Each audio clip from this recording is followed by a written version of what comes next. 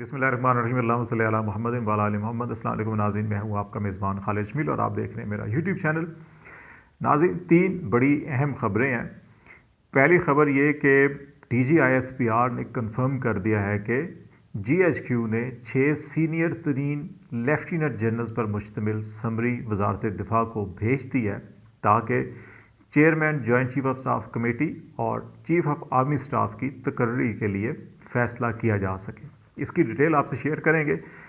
दूसरी खबर यह है कि लंदन में वज़ीर आज़म साबिक नवाज शरीफ के ख़िलाफ़ जो बयान दिया गया नून लीग के ही रहनुमा तस्नीम हैदर काज़मी की जानिब से कि अरशद शरीफ और इमरान खान पर जो कातलाना हमला हुआ उसकी जो बुनियादी साजिश थी, प्लान था, वो लंदन में नवाज शरीफ ने तैयार किया और उन्हें शूटर्स के लिए हदायत की गई थी। उस बयान के बाद ना सिर्फ उन्होंने प्रेस कॉन्फ्रेंस की बल्कि लंदन पुलिस को बयान रिकॉर्ड करवाया और फिर दो बड़े अहम अदालती बयानात जो हैं वो भी रिकॉर्ड करवा दिए गए हैं, जिसके बाद लंदन में मियां नवाज शरीफ साहब के ख़िलाफ़ इसकी तहकीकात शुरू कर दी गई हैं। और यही वजह है कि मियां नवाज शरीफ साहब पूरी फैमिली के साथ फौरी तौर के ऊपर लंदन से निकले हैं। ये जो मुरवजा कवानीन हैं UK के, वो इस सिलसिले में क्या कहते हैं, इस पर बातचीत करेंगे। और तीसरी बड़ी अहम खबर, जो शहबाज शरीफ साहब आर्मी चीफ की तकर्री के हवाले से अहम मुशावरत इस्लामाबाद में करने के बाद तुर्की जाना चाह रहे थे, शहबाज शरीफ साहब को तुर्की के दौरे से रोक दिया गया है और अब शहबाज शरीफ साहब ये दौरा नहीं करेंगे। इसकी वजूहात क्या हैं, इस पर भी हम बातचीत करेंगे। शहबाज शरीफ साहब के दौरे के हवाले से हमने पहले भी बात की कि वो तुर्क क़यादत के साथ साथ जो है कि मियां नवाज शरीफ साहब से भी बाहर जाकर मुशावरत करना चाहते थे, लेकिन इससे पहले इस्लामाबाद में दो बड़ी अहम मीटिंग्स हुई शहबाज शरीफ साहब की। एक ये कहा जा रहा है कि DGISI ने उनसे मुलाकात की और उसमें जो इस्टेब्लिशमेंट की पोजीशन है, जो सर्विस रूल्स हैं और जो इस्टेब्लिशमेंट की इस सारी सिचुएशन के अंदर राय है, उससे प्राइम मिनिस्टर को आगाह किया। इसके अलावा आसिफ अली जरदारी जो साबिक सदर पाकिस्तान और पाकिस्तान पीपल्स पार्टी के को चेयरपर्सन हैं, उन्होंने भी शहबाज शरीफ साहब से मुलाकात की और इस मुलाकात में आर्मी चीफ की तकर्री और मौजूदा सियासी सूरत हाल के हवाले से तबादला ख्याल किया गया और जरदारी साहब ने और DGISI ने पैगाम दिया। उसके तनाजुर में फिर शहबाज शरीफ साहब जो है कि वो किसी फ़ैसले पर पहुँचे हैं। तो इसी तनाजुर में बाज़ जो बड़ी क्या सराहियाँ की जा रही थी कि शहबाज शरीफ साहब तुर्की जा रहे हैं, वापस आएंगे नहीं आएंगे, और बहुत सी जो उनके इस दौरे से यकीनन मज़ीद इबहम पैदा होना था, सियासी सूरत हाल के अंदर मज़ीद हिजान पैदा होना था, इसलिए उनको मशवरा ये दिया गया अहम ज़िम्मेदारान की जानिब से इस्लामाबाद और पिंडी के कि आप ये दौरा ना करें, जिसके बाद ये दौरा मनसूख किया गया है।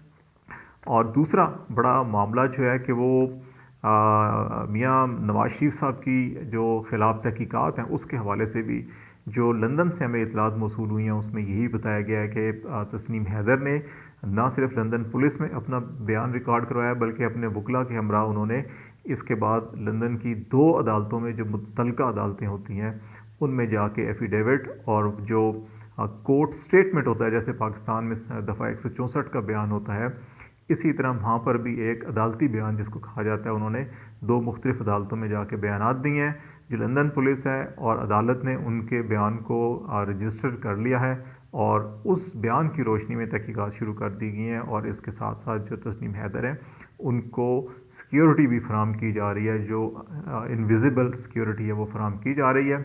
दरी असनाम तस्नीम हैदर को जो नून लीग की क़यादत है उसने भी रब्ते करना शुरू किए और एक दरमियानी रास्ता निकालने के लिए कुछ पेशकश की जा रही है, और लेकिन अभी तक जो है तस्नीम हैदर ने इस मामले के ऊपर उन्होंने कहा जी कि वो ना सिर्फ पुलिस को बल्कि अदालत को भी बयान दे चुके हैं। अब जो है पुलिस और अदालत जाने और मियां नवाज शरीफ साहब जाने, अब वो इस मामले में नहीं पड़ेंगे और वो नहीं चाहते कि सियासत के अंदर इस तरह से क्रिमिनल एक्टिविटीज़ हों जिसमें इंसानी जानों का ज़िया हो, इसलिए उन्होंने ये स्टेटमेंट दिया है। और बहुत से लोगों का ख्याल है कि ये स्टेटमेंट बरतानवी कवानीन के मुताबिक इस किस्म के स्टेटमेंट को ही एविडेंस तस्वुर किया जाता है। इसके साथ मुल्हिका ज़्यादा से ज़्यादा ये हो सकती है कि जियो फेंसिंग जिस तरह से पाकिस्तान के अंदर होती है, जो डेट्स और जो लोकेशंस वो बता रहे हैं, अगर उनकी जो जियो फेंसिंग में ये इस्टेब्लिश हो रहा है कि उन तारीख़ों में वो उन्हीं मकामात पर थे। इसके साथ साथ ये भी बताया जा रहा है कि तस्नीम हैदर के पास शायद कोई सीक्रेट जो डिवाइसेस थी जो उनके पास थी जब वो इस मुलाकात के लिए गए थे। कोई एक आध मुलाकात ऐसी भी है जिसमें उनके पास कुछ रिकॉर्डिंग्स भी मौजूद हैं। यही वजह है कि मियाँ नवाज शरीफ साहब, मरीम नवाज साहबा, हसन हुसैन अपनी फैमिली समेत जो है कि फौरी तौर पे वहाँ से निकले हैं। तो लेट्स सी इसमें देखते हैं कि मज़ीद क्या डेवलपमेंट होती हैं और क्या मियाँ साहब जो है कि वो इटली में या यूरोप में ही क़याम करते हैं या अमरीका जो इलाज का बताया जा रहा है जाते हैं नहीं जाते, इसके ऊपर बड़ी अहम पेशरफ्त होने जा रही हैं। तीसरा मामला जो है कि वो आर्मी चीफ़ की तकर्री और chairman joint chief of staff committee की तकर्री के हवाले से बड़ी इंटरेस्टिंग सूरत हाल। मैंने अपने 30 साल जर्नलिस्टिक कैरियर में ऐसी सूरत हाल कभी नहीं देखी कि जिस अंदाज के अंदर ख़बरें फैलाई जा रही थी तीनों क्वार्टर्स की जानब से। पीटीआई वाले जो हैं कि बड़े सुकून से बैठे हुए इंजॉय कर रहे थे। पिंडी इस्लामाबाद की जानब से भरमार थी ख़बरों की। 11:23 पे वज़ीर दिफा ने एक ट्वीट किया। उससे पहले जियो टीवी के ऊपर ये ख़बर की गई और उसको ये कहा गया जी कि 6 नामों पर मुश्तमिल समरी जो है पीएम हाउस को मौसूल होगी और इसमें लेफ्टिनेंट जनरल आसिम मुनीर का नाम सर फहरिस्त है। उसके बाद लेफ्टिनेंट जनरल साहिर शमशाद हैं, फिर लेफ्टिनेंट जनरल अज़हर अब्बास हैं, फिर लेफ्टिनेंट जनरल नुमान महमूद हैं, फिर लेफ्टिनेंट जनरल फैज़ अहमद है और फिर लेफ्टिनेंट जनरल मोहम्मद आमिर। ये 6 नाम हैं जिनकी के नामों पर मुश्तमिल समरी आई है। इसके बाद 11:23 पे वज़ीर दिफा ने ट्वीट किया जिसमें उन्होंने कहा जी कि पीएम वज़ीर आज़म को अभी समरी मौसूल नहीं हुई। इंशाअल्लाह समरी की पीएमओ यानी कि प्राइम मिनिस्टर ऑफिस में मौसूली कन्फर्म वक्त पर की जाएगी। तो ये 11:23 पर उन्होंने ट्वीट किया कि बिल्कुल पीएम ऑफिस को मौसूल नहीं हुई। 11:35 पे वज़ीर इत्तलात मरियम औरंगज़ेब साहबा ने भी ट्वीट किया और कहा कि वज़ीर दिफा ख्वाजा आसिफ से मंसूब बयान दुरुस्त नहीं। आर्मी चीफ़ की तैनाती से मुतल्लिक समरी ताहाल वज़ीर आज़म हाउस में मौसूल नहीं हुई। क्या सराहियाँ ना की जाएँ, समरी मौसूल होने पर इतला दे दी जाएगी।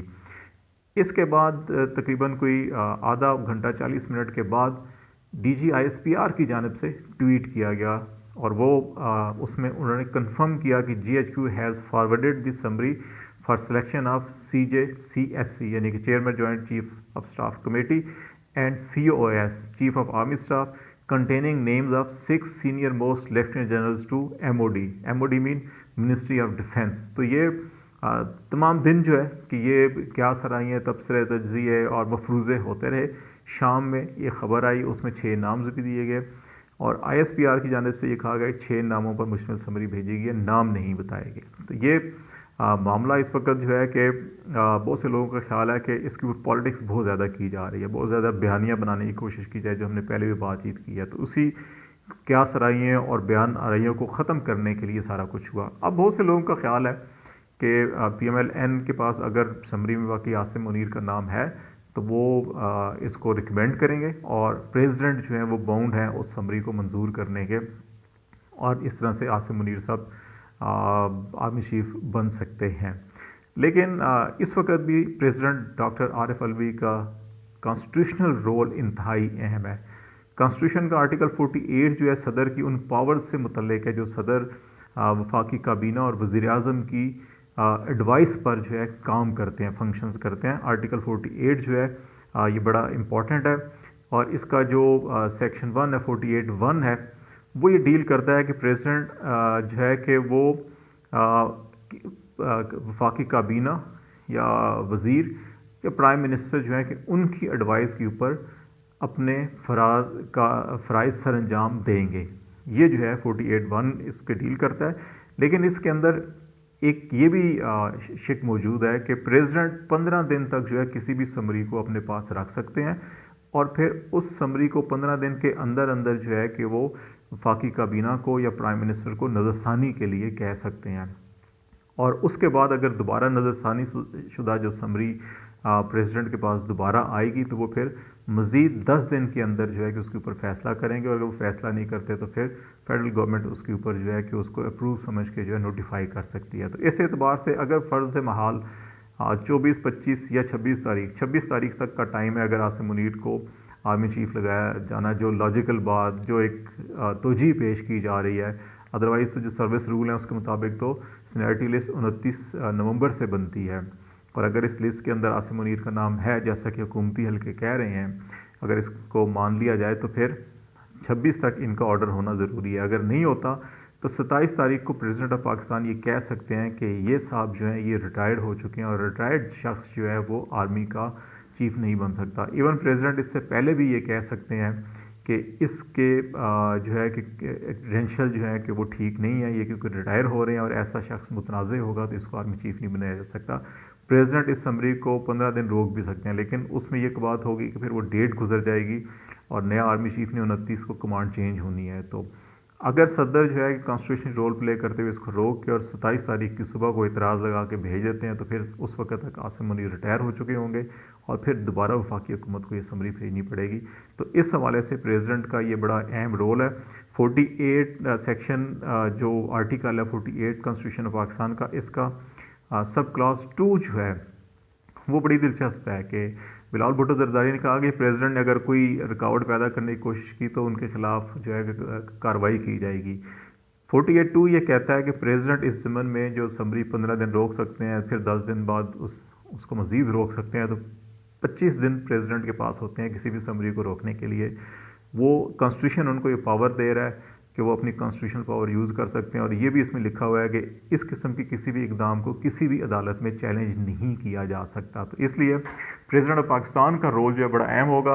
PTI ये कह चुकी है कि हमारा जो मौक़िफ़ है, जो हमारी राय है, वो प्रेसिडेंट ऑफ पाकिस्तान आइन के मुताबिक वही काम करेंगे जो हमारी राय है। तो लेट्स सी, देखते हैं कि इस समरी के ऊपर कौन सी रिकमेंडेशंस प्राइम मिनिस्टर करते हैं और प्रेसिडेंट क्या रोल करते हैं। आपको अपडेट करते रहेंगे। खालिद जमील को इजाज़त दीजिए। अल्लाह हाफिज़।